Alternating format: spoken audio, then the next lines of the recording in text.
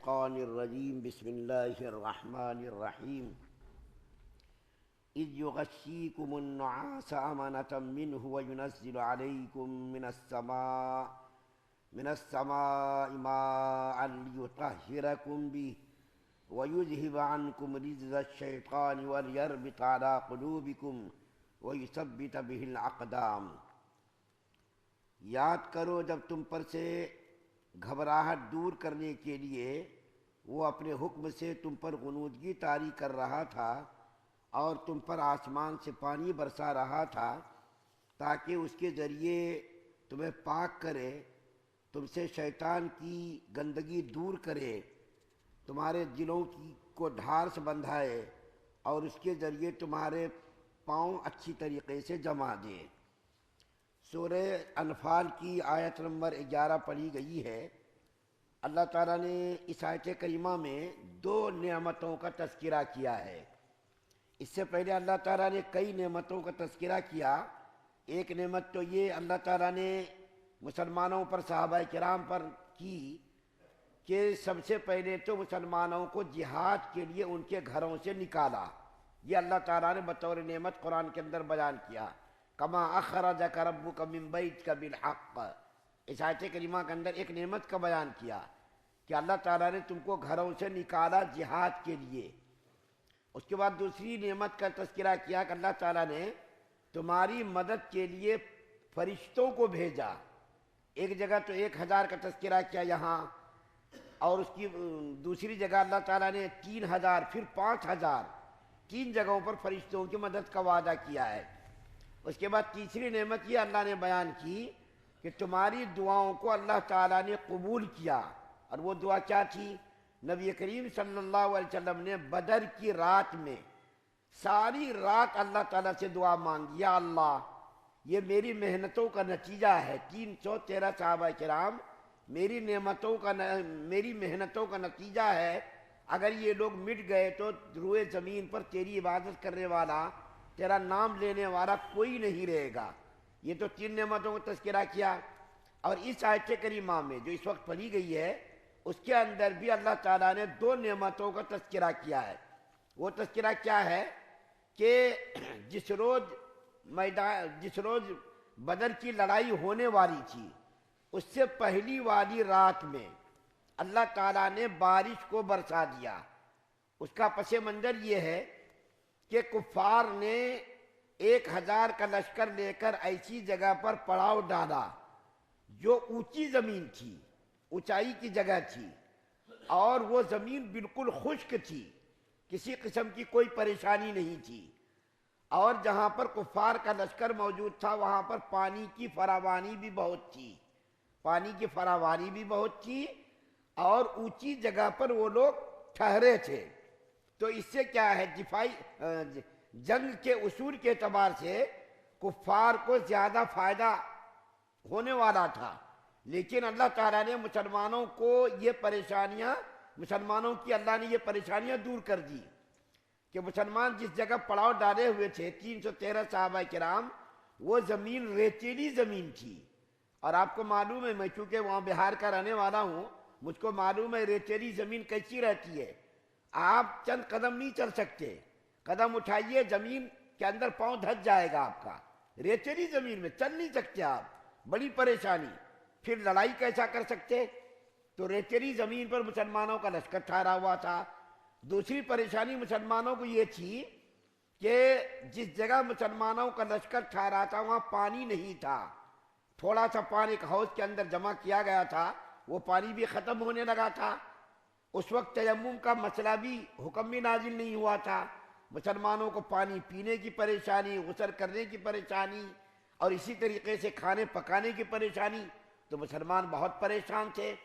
تو اللہ تعالیٰ نے ان دونوں پریشانیوں کو اس طریقے سے دور کیا کہ ایک تو رات کو بارش ہو گئی، اور بارش اتنی ہوئی کہ مسلمانوں کی جو پانی کی پریشانی تھی، پانی کا جو مسئلہ تھا، اللہ تعالیٰ نے اس مسئلے کو حل کر دیا، اور پانی مسلمانوں نے جمع کر لیا۔ اتنا پانی جمع کر لیا جو مسلمانوں کے گزر کے لیے، مسلمانوں کی ضرورت کے لیے کافی ہو جائے۔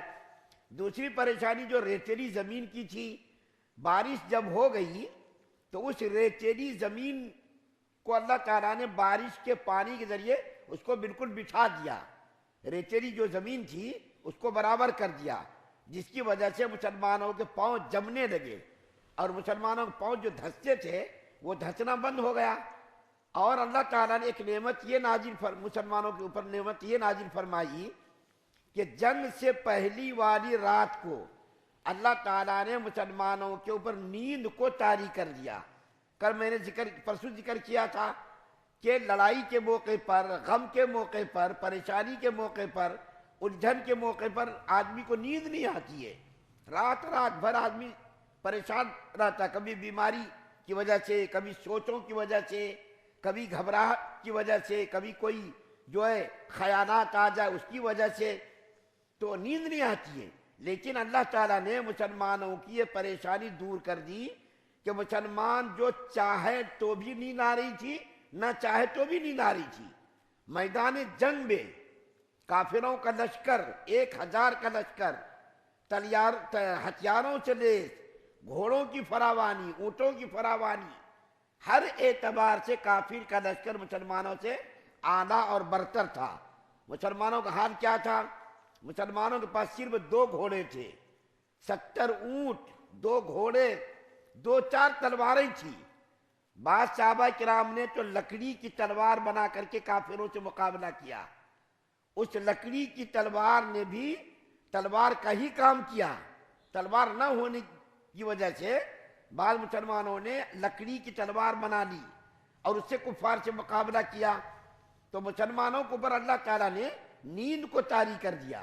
اور آپ کو معلوم ہے کہ نیند جب آدمی کو آ جاتی ہے تو اس سے ساری تھکاوٹ، سارا تکان، ساری الجھن پریشانی دور ہو جاتی ہے۔ نیند کا آنا بھی اللہ کی طرف سے ایک بہت بڑی نعمت ہے۔ دن بھر آدمی محنت کرتا ہے، دن بھر آدمی باہر رہتا ہے، تھکتا ہے، پریشان ہوتا ہے، رات کو آ کر کے 4-5 گھنٹے جب سو جاتا ہے تو اس کی ساری تھکاوٹیں، ساری پریشانیاں، ساری الجھنیں دور ہو جاتی ہے۔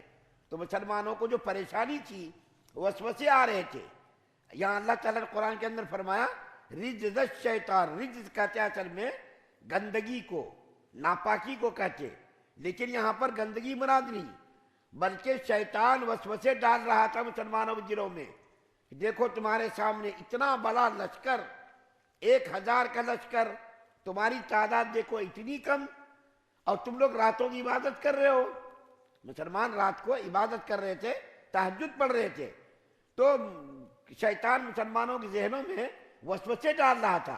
تو اللہ تعالیٰ نے نیند کے ذریعے سے ان وسوسوں کو دور کر دیا، اور نیند جب آ گئی مسلمانوں کو تو سارے وسوسے، ساری پریشانیاں، ساری تھکاوٹیں اللہ تعالیٰ نے دور کر دی۔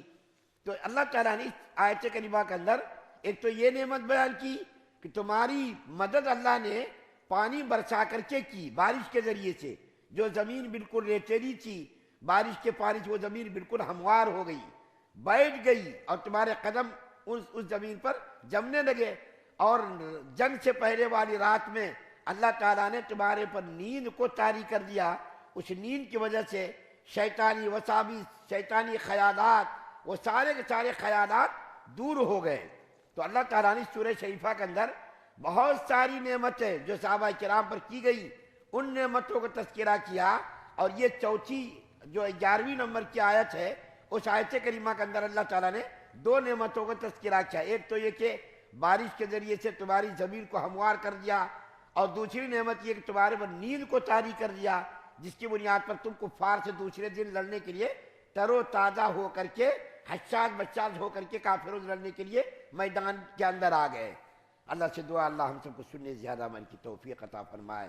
سبحان اللہ و بحمدہ، سبحانک اللہم و بحمدک، و نشہد ان لا